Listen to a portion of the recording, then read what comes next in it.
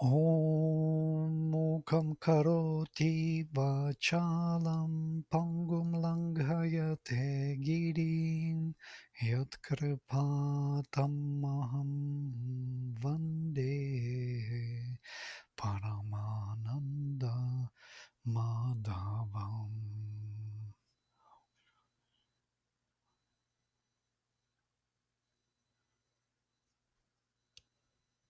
You know, the other thing, Vladimir, I would just say, I don't know how other people feel, but I love when you chant first whatever verses we're going to be going through, 3, 4, 5. Just to hear you chanting them sequentially is a wonderful way of opening, and then maybe going back and then doing the Okay, translation and all.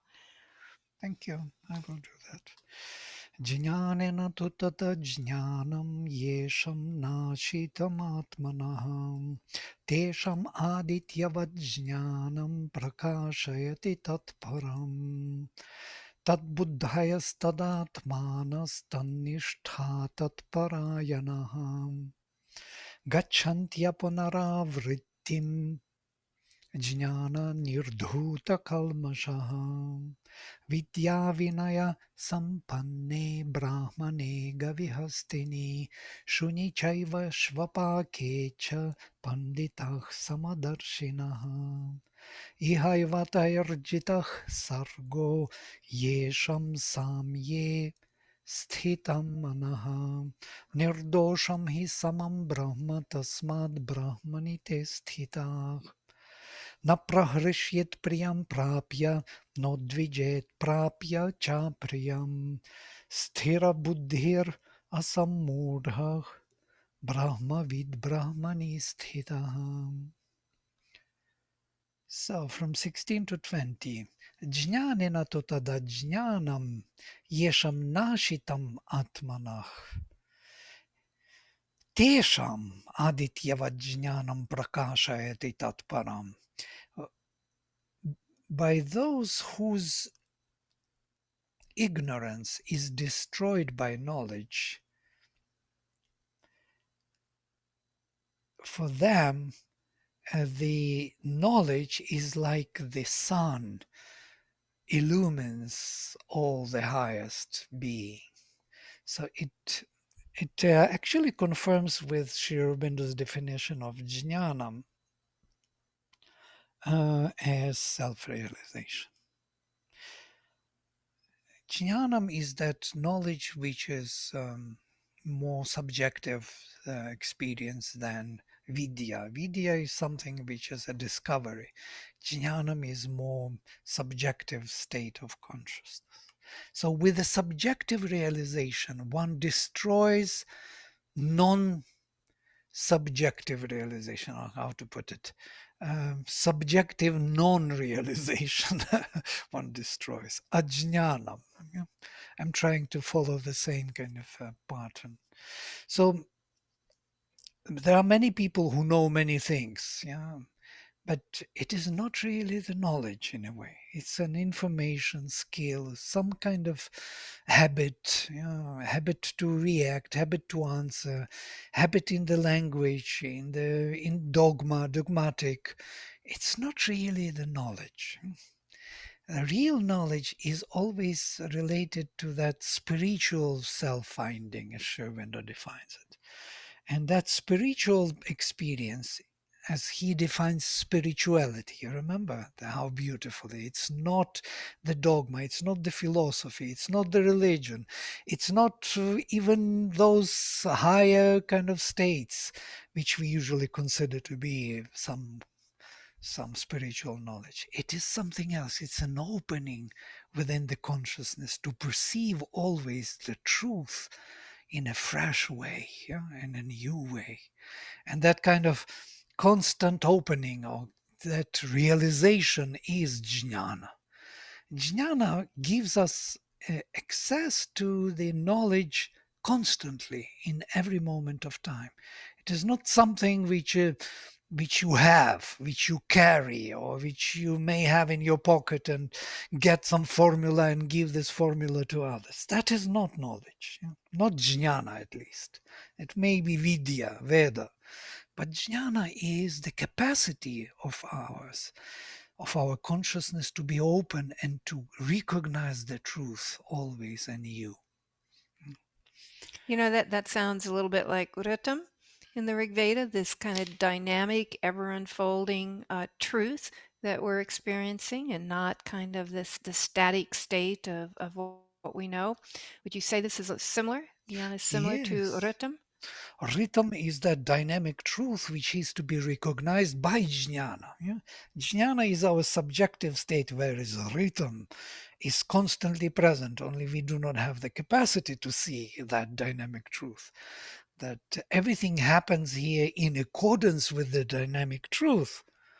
Only we need that knowledge or that kind of opening in knowing which everything is known. We need to know that, knowing which everything is known. What is that?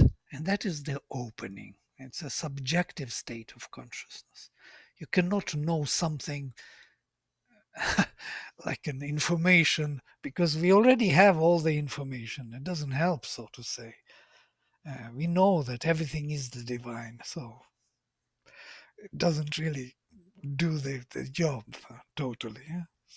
Of course, even if we think about it and even if we meditate upon this, there is something happening to us. Some opening is taking place.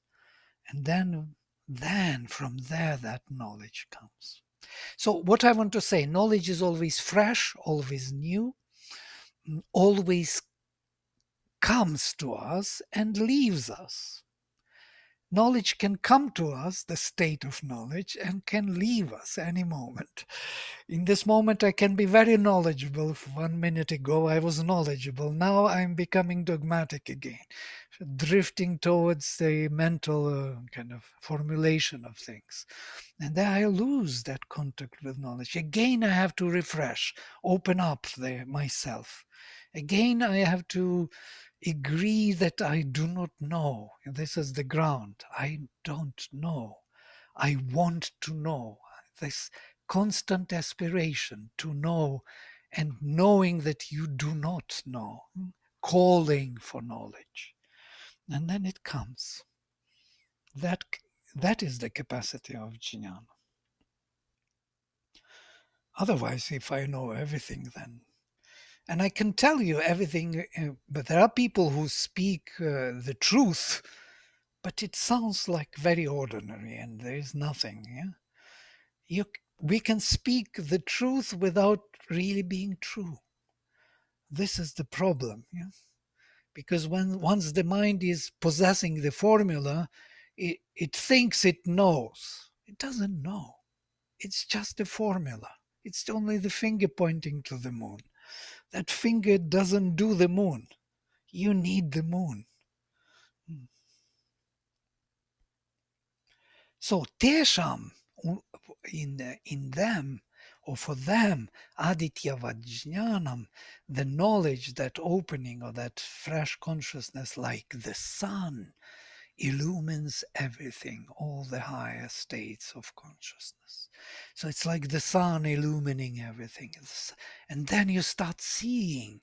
Then only you start seeing. Yeah? Not that you already know it. It is the process in which that becomes visible. And it has to be restarted again and again every time. It cannot be like a realized state in which you constantly know. You need to always call to it, call again and again. And what is surprising me was surprising to me always when I read Agenda. Did you notice that in the mother's case, she always had that entry? She never claimed absolute knowledge. She was always looking for that entry and finding it, looking and finding, always. And that kind of, so to say, sincere humility, yes, which is so necessary for the state of knowledge. never claiming the status of knowing, because the moment that's only mind can do it. Mind claims the status. I'm knowledgeable.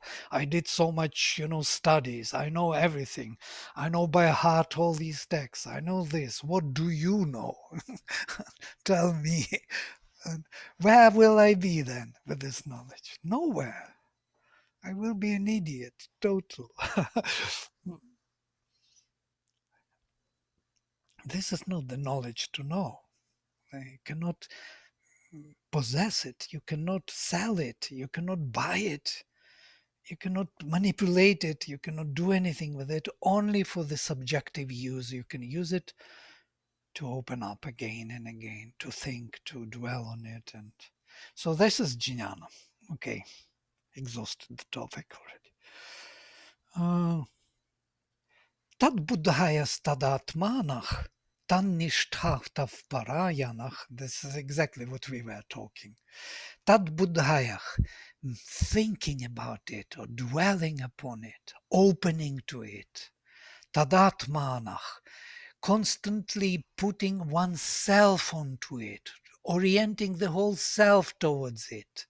Tannishtach, having constantly dwelling or making it a basis for oneself. Tatparayanach, transcending towards it. Gachanti, all those gachanti, they go apunar avritim, they are going to the no return. Jnana nirdhuta kalmashaha, whose sin is, how to put it, washed away. Nirdhuta, when you shaken off, when the sin is shaken off by this opening of consciousness or self-realization. Jnana nirdhuta kalmasha, whose sin is shaken off by self-realization. They go to no return. And what does it mean, no return? We already spoke about it in terms of the Gita. Gita is drifting from the Vedic vision towards more Sankhyaik and towards more post-Vedic, where no return is taken in terms of Advaitic disappearance into the spirit, and never being born again means the realization of the highest kind. But I don't think Gita dwells on that. I don't think that is the ideal for the Gita. Punar avritim. This is interesting turn. Again coming back. Again rotating, rolling, falling back. And what I think it means is that unconscious return, unconscious reincarnation. When we are not consciously choosing to be incarnated, but unconsciously reincarnating, falling back without any how to say, any choice of ours. So without choice, hopelessly, helplessly, we fall back into reincarnation. That helplessness is removed, and that will be our choice. That's why word punar is used again and again, rolling back. So it won't be done for us by mechanical means or unconscious means. We will be conscious in choosing that, either coming back or not. I can choose. And that is something else. It's not an Advaitic treatment. You understand the difference? Yes, that's what I try to say. That conscious choice is given to you to come back or not.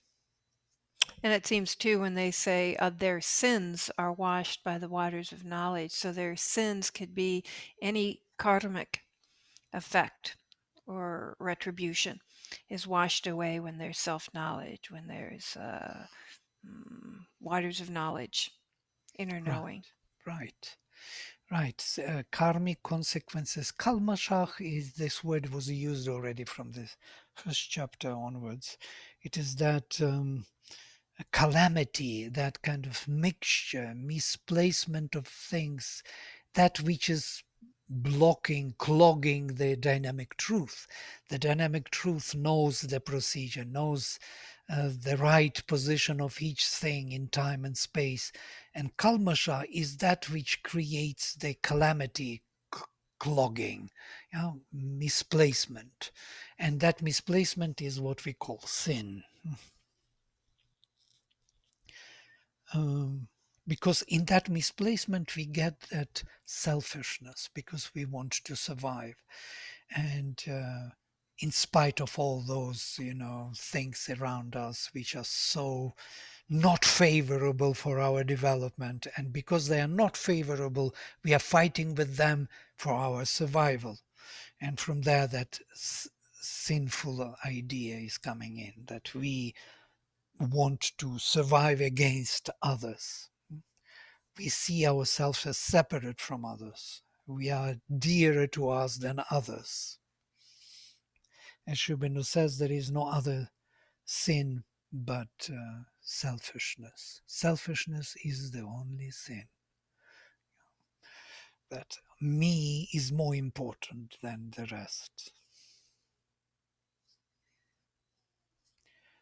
And that is because of this dynamic truth is clogged. That kalmasha creates it, that clogging. I don't see that others are as important as myself. And that is when I see it, I can sacrifice myself. I can give myself to the world. I can give myself to the divine happily. You know, I can sacrifice myself for others. I never could understand that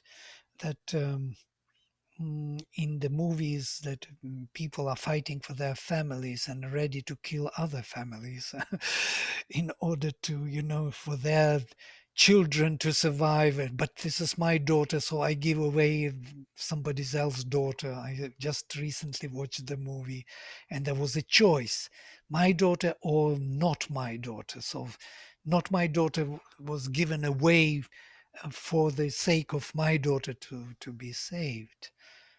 And that is so ridiculous. It sounds totally impossible even to think of.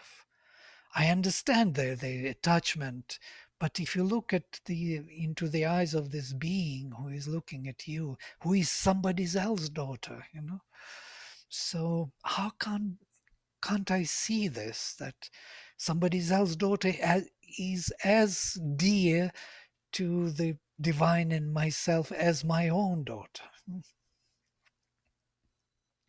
So this is a big question. So that selfishness, that clogging of the dynamic truth. Vidya vinaya sampanne brahmane gavi hastini shuni chaiva shvapake cha panditach samadarshинах. And this is interesting. Vidya vinaya sampanne brahmane, in the Brahmin who is cultured, as Shimeno says, learned and cultured, Vidya Vinaya Sampanne, who is full of knowledge and culture, um, and in Gavi, in the cow, Hastini, in the elephant, Shuni, in the dog, Shvapakecha, in the eater of the dog, Panditach Samadarshinach, the wise men see the same.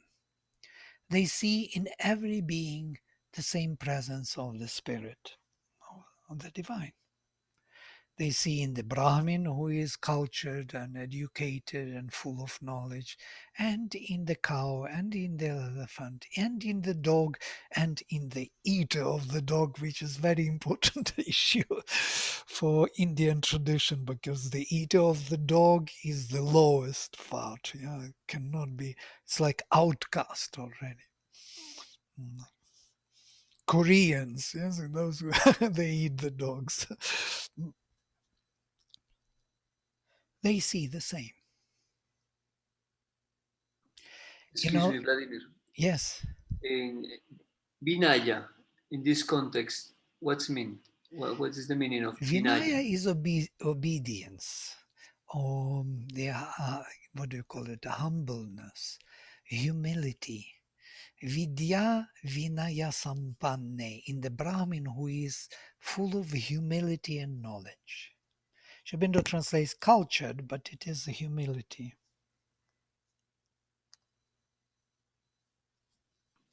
Thank you. Mm.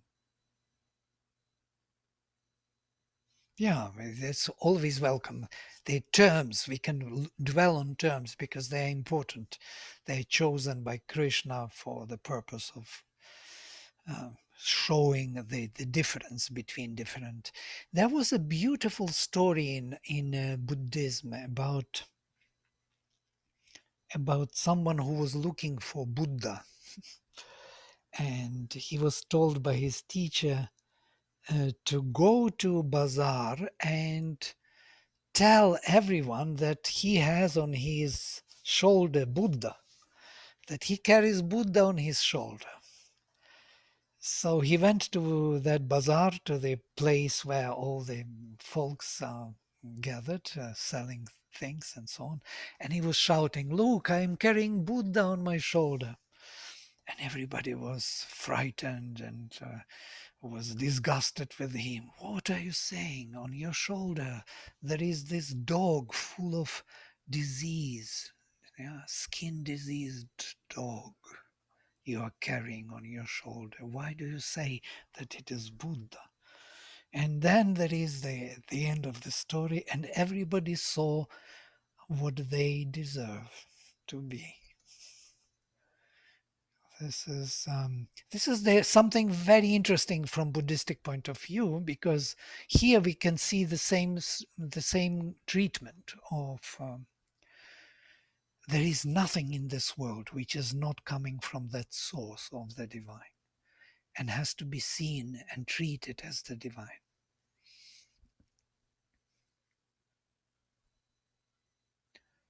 And that is what is difficult for the mind to do. And then, ihaivata erjitah sargo yesham samye sthitam manaha nirdosham hi samam brahma tasmad brahmanite sthitah iha eva, here indeed, taich jitah sargah, the creation is conquered by them. Yesham samye sthitam manach, whose mind is in equality. Nirdosham hi samam Brahma, because the Brahman is same and free from any dosha, any fault. Tasmad Brahmanite sthitach. Therefore, they are constantly staying in Brahman. It's very close to the Buddhistic vision, by the way, because Brahman and Nirvana and that, absolute Nirguna Brahman, and that's very close to Nirvanic vision. That Brahman is everywhere. Samam Brahma, same everywhere, in every being. Sri Aurobindo beautifully describes this in the Life Divine. You remember the concept of Brahman when he compares the the human being to the whole nature, and the Hierophants to the solar system, and so on. You remember these comparisons, so beautiful. In the view of Brahman, he says that the heel of ants is greater than the solar system in quality. But in quantity, it is much smaller than solar system. But in quality, the heel of ants is greater. But that again, this is qualitative treatment, or again another illusion of Brahman. Um, and from that point of view, one human being is greater than the whole unanimated nature. That the whole nature, one human being is greater. But that's again, he says, an illusion of the quality, because Brahman is the same everywhere, in every bit and piece of the creation. And this is something to what mind cannot take. I know this is beyond our mind capacity. That Brahman is everywhere, the same, and that's why it is spoken here. Samye sthitam manach. In the equality, the mind is staying. That by them the sargah, the creation, is conquered, because samam Brahma, so the same spirit, nirdosham, without any fault, is everywhere, and therefore tasmad brahmanite sthitah, therefore they stay in the spirit, because they have the same view on everything.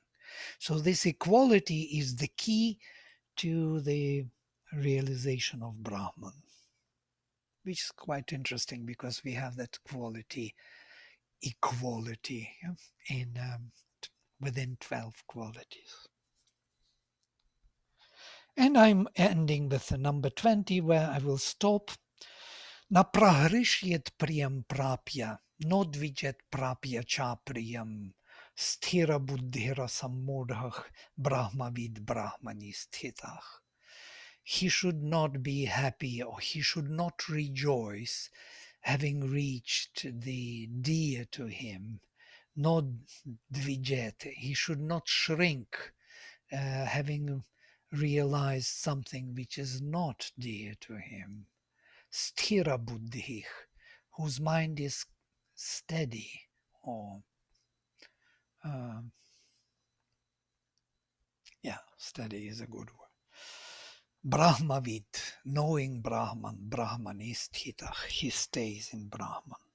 With intelligence stable, unbewildered, the knower of Brahman living in the Brahman neither rejoices on obtaining what is pleasant, nor sorrows on obtaining what is unpleasant.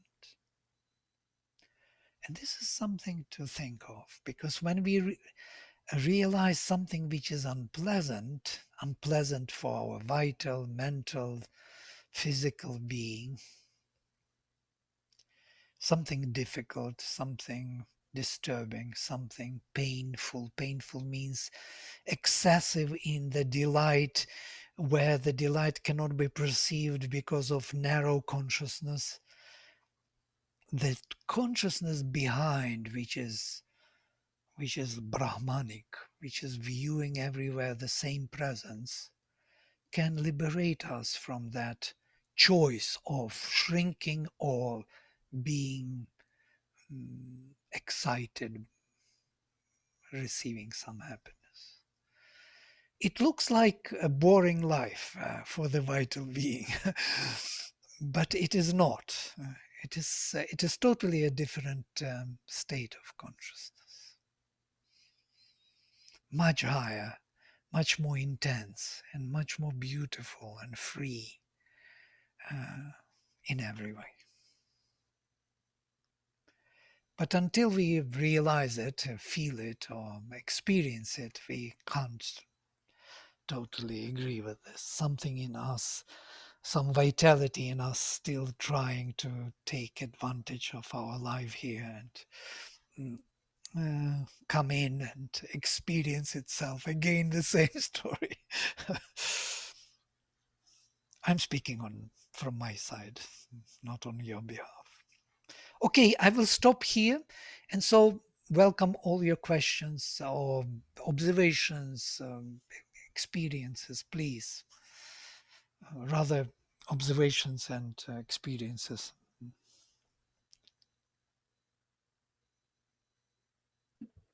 Vladimir? Yeah. In the previous chapters, we've talked about the Purushas, the poise of the Purusha, and the Akshara Purusha, and even the Purushottama. What is that? How does that relate to the Brahman that's been described here? Yeah, this is a philosophical question. I love this question. I can go into it at length. I do not know whether everybody, you are happy with this question? I mean, shall I go into it a little bit, like for a minute at least? Yes, please. Yeah. What is the relation between Purusha, Purushottama, and Brahman, Atman and Brahman? This is the basic question. What Brahman is a unique something. It was a discovery which was made in Upanishads, by the way, during Upanishadic time, that there is some kind of fundamental reality which permits the transition from the transcendental into this world. It's like the foundation which holds everything in one, yeah? Like a zero ground, as it were, like a canvas on which everything can be manifested. It is a zero into which you can draw all the numbers and manifest all of them, and still it will be holding them in some kind of spatial, interactive, meaningful reality. So that was discovered. And that's how basically Purushottama can manifest himself as Asat and Sat. So both as the transcendental being and transcendental non-being, both because of Brahman.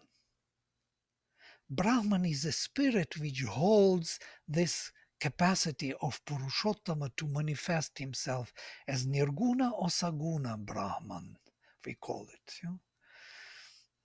Brahman without qualities, where there is nothing, where he rests from his qualities, or with his infinite qualities. All of them come into being within the Brahman. He is like a yoni, as Sri Krishna will say later. Samam Brahman is my yoni, is my, what do you call it?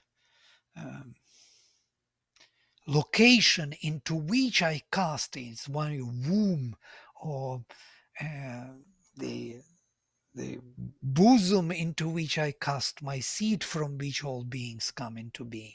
It is as a carrier, a foundation, a location which holds everything here in manifestation. And manifestation not only in time and space, but also in the transcendental. Satchitananda is also a manifestation, only it is transcendental manifestation of Paraprakriti. We don't think about it as manifestation, but it is. It is his infinite being, consciousness, and bliss. It is manifested because of Brahman. I know, but It sounds like what you're saying is Brahman is beyond all dualities, beyond nirguna and sirguna, between the transcendental and manifestation. It's that pure, infinite oneness out of which differentiation and multiplicity comes. right. And multiplicity are held within the Brahman, and the transcendental Satchitananda is held within the Brahman, and Asat is also the Brahmanic foundation. And even if you go beyond into Purushottama, it is there within Purushottama, that very Brahman. But Purushottama is where relative to Nirguna and Sarguna Brahman? Where above? Purushottama is neither Saguna nor Nirguna Brahman. Is it Brahman? Brahman is that which allows Purushottama to be Saguna and Nirguna. Without Brahman, he would not be able to be Saguna and Nirguna. Okay. I think I got it. I hope it is not confusing more than it is already. Please, can you clarify Narguna and Arguna? I didn't understand. Nirguna is without qualities, Saguna is with qualities. Okay, thank you. There is a beautiful Sri Aurobindo Upanishad which describes this very, very precisely. Saguna and Nirguna Brahman, and how these two, where he, the Supreme, is enjoying his infinite qualities in Saguna Brahman, his own qualities, in his own spirit. And in the Nirguna Brahman, he rests from his infinite qualities. So here we are. So in Buddhism, when they say nirvana, the void, they must be referring to the nirguna. Brahman. And in Advaita, when they say the transcendental, they're referring to the saguna, Satchitananda. Yes, if they refer So to it's just a Satchitananda, it is a different side of the same coin. Absolutely. So would you say Brahman as kind of a higher, like containing Purushottama, like something Purushottama, Prakriti and Purusha, like everything together? Because Yes. I thought Purushottama was combining both Purusha and Prakriti and was the highest. So Brahmana is still more something containing, so still more higher. No, Brahman is that which permits appearance of Paraprakriti and Aparaprakriti, all the Prakritis, all the movements, all the Saguna and Nirguna and Aparaprakriti in time and space. It is because of Brahman this manifestation is possible at all. Brahman is that carrier or that foundation on which everything appears here, and everything has its own connection to the Supreme through Brahman. That's how we recognize that everything as the divine here, because of Brahman, in the smallest and in the greatest.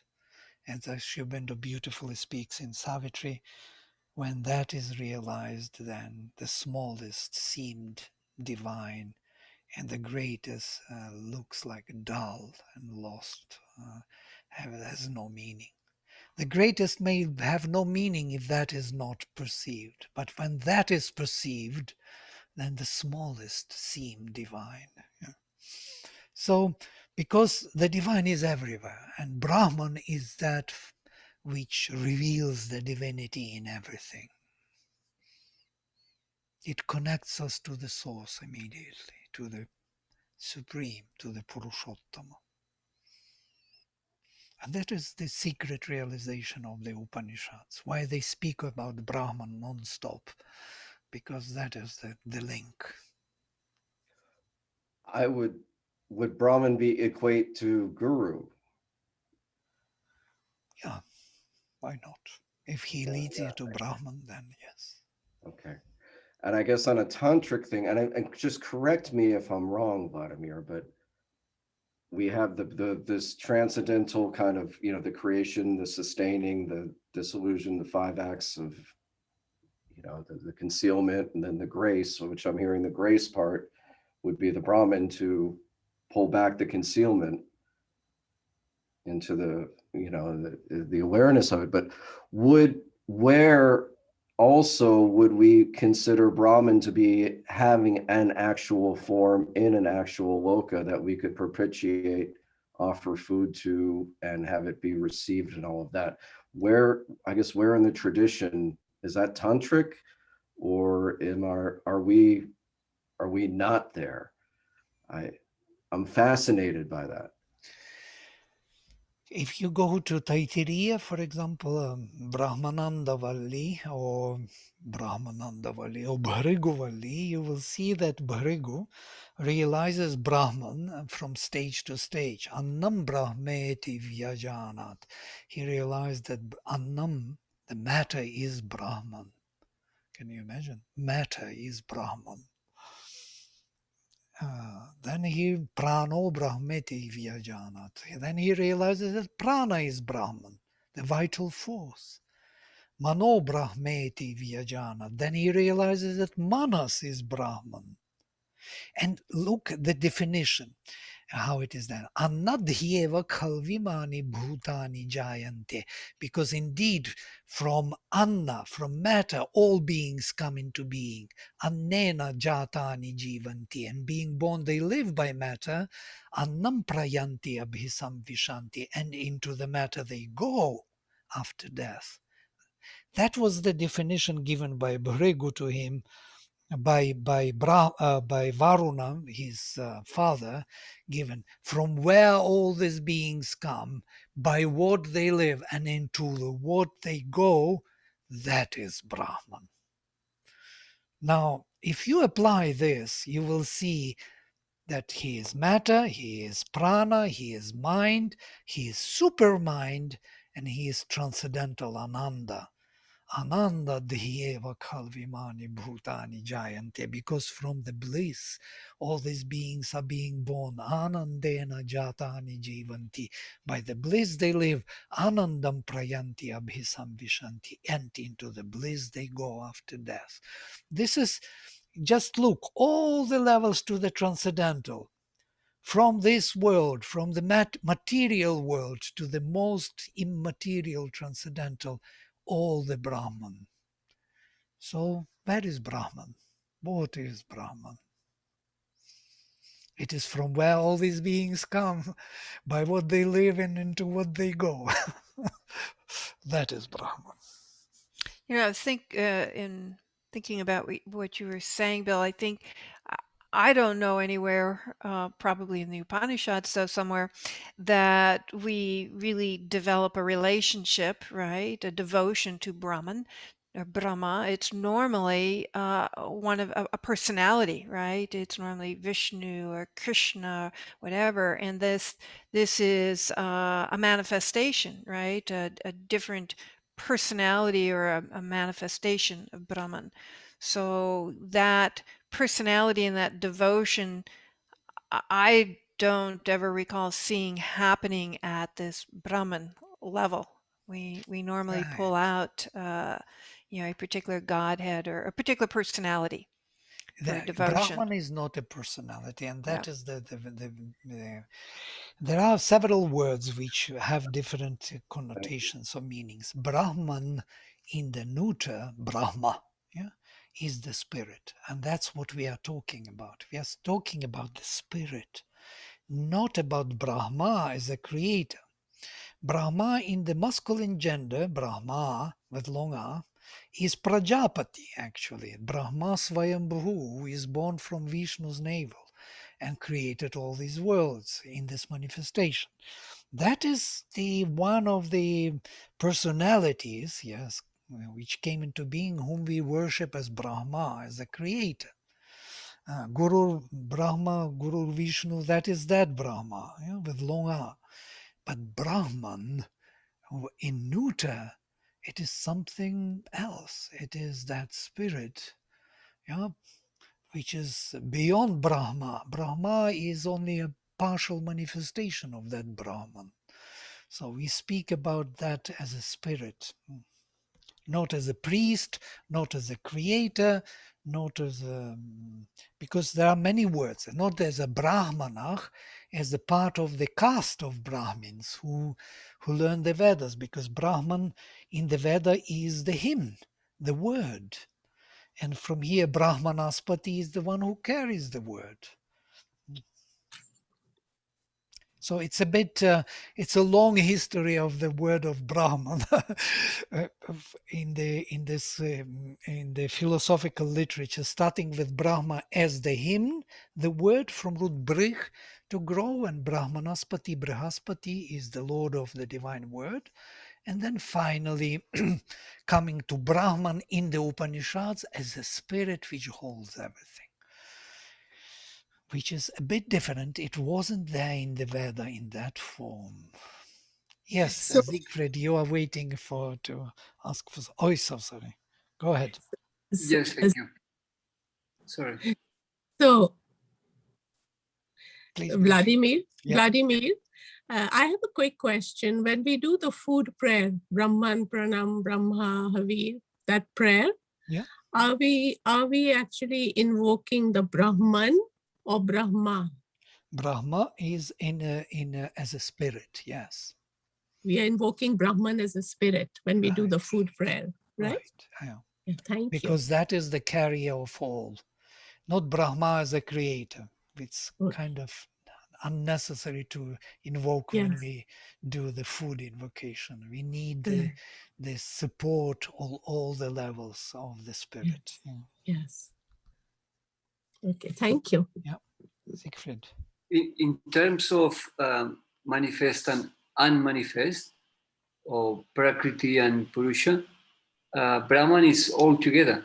is the base of Purusha and Prakriti altogether, isn't it? And this is one question. The other question is, can you explain the in two parts, Bra and Man, and why Man is linked with Atman as This well? is It's a the same yeah, root. great. Yeah, first you said it right. Brahman is both. Yes, it is the foundation for all. For Purusha, Purusha is the consciousness within that unmanifested being, yeah, beyond time and space. Purusha we understand usually as the conscious being.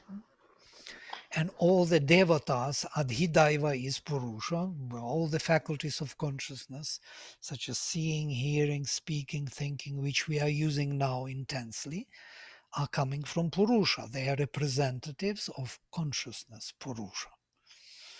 And that is also Brahman. In Kena Upanishad, these faculties are linked directly to Brahman, not to Purusha, straight to Brahman. As it is said, Yadvachana Bhyuditam, which is not spoken by the speech, Yenavaka Bhyudete, by which the speech is spoken, Tadeva Brahman, that is Brahman. So the Brahman is not what we speak, but by which we speak. It is not what we see, but by which we see. It is not that by what we hear, but by which we at all hear anything. So it's present, but it's not what we can think of, but by which we at all can think anything. So it is present in all the faculties of consciousness as the background or as the foundation for them to function. As Sri Aurobindo beautifully describes in the Isha Upanishad, it is the sight of our sight, the hearing of our hearing, the breath of our breath, the mind of our mind. So there's something behind this faculty which allows this faculty to function. We call it Purusha, but actually behind that Purusha there is Brahman, or Brahman is the foundation for all the manifested faculties of consciousness, being, and bliss. Yeah? So there's much more to it. And the second, man, suffix man, it is a suffix which means possessor. Like you have buddhiman, the one who possesses buddhi, or dhiman, who possesses dhi, or brahman, who possesses brach. Brach is brich root, to grow, who possesses the power of growth and extension. Or Atman. Atman is a dubious term. Yeah, I will not go into it for now. But all the rest, yes. Can be the power, you say the power of growth, and could be the power of manifest. Yes. Yeah. Manifest and growth. And Sri Aurobindo speaks about the static and dynamic Brahman. These are his terms coined by him. The dynamic Brahman, that very dynamic truth, that which dynamically manifests the worlds up to the matter, and matter is Brahman. Thank you. Yeah, you see, it's quite complex to speak about Brahman. Great. I think if we are 7 o'clock, if there are no burning questions or observations, maybe we'll stop here. Or there are some. Charles is silent. Most probably there's something on his mind, no? Nobody else? Oh, are we reading essays on the Gita I next wanted, time? but yes. Yeah, let us look. It's a very small passage which I prepared. Yes, and for the essays on Well, the I Gita, meant for next week. for So the next somebody. week. Shall we do next week? Who wants to take chapter number, the principle of the divine works? Would you like to read this? It's a profound chapter, beautiful. Yeah. Yeah. Yeah, let's read it. And Who is doing A it? Please? volunteer. Well, we'll all read. I think We just a all read, but volunteer. somebody who will present the ideas from this chapter in some way. Who wants? I heard yeah, but didn't hear who it was. I think it was Teresa. It was Teresa. It was you, Teresa. No, Maybe no, not. Maybe not. she's pulling your leg. I'll do it. I'll do it. Okay, lovely. So, And if I need help, Teresa, I'm reaching out to you. lovely. Radhe will do the chapter of the principle of divine works, and I'll that is, pick one or two concepts. Don't know the whole chapter yet, but at least a couple concepts. yes, definitely. That would be all about sacrifice and presence of Brahman through all the activities. We will now trace back to Brahman every time. So I have an idea. Yeah. Maybe in the spirit of collaboration, two together could work on the assignment. Lovely. And that could be a lot more dynamic and also to develop relationship with each other. Wonderful. Shall you take this also? Would you like to take this one chapter? The only reason I'm going to say no is we're traveling next week. Oh, We'll okay. actually be in Virginia on next Tuesday. Monday. You are travelers of the world somehow. Hey, Ruthie, do you want to do this with me? We can work together? Yes, please say yes. If you don't want to, that's fine. But I would love to work with you on it. Yeah? Okay. Good. Great. So we have two volunteers, Ruthie and Radha. So they will present this chapter to us. Some concepts, some ideas. We all read and we prepare our own understanding and share with them also. Yeah. Is it good to go? Yes. Yes, very good. Yes. Very good. We'll Yes. all read it together. Lovely. Great. So I'll close with mantra. Om Sarve Bhavantu Sukhinaha Sarve Santo Niramayaha Sarve Bhadrani Pashyantu Ma Kaschit Dukha Bhag Bhavet. Om Shanti Shanti Shanti. Hari Om. Hari Om. Thank you, Hari Vladimir. Om. Thank you. Thank See you. you. Everyone, Bye. so much. Good to see everybody. Thank you. Good to see you. Bye.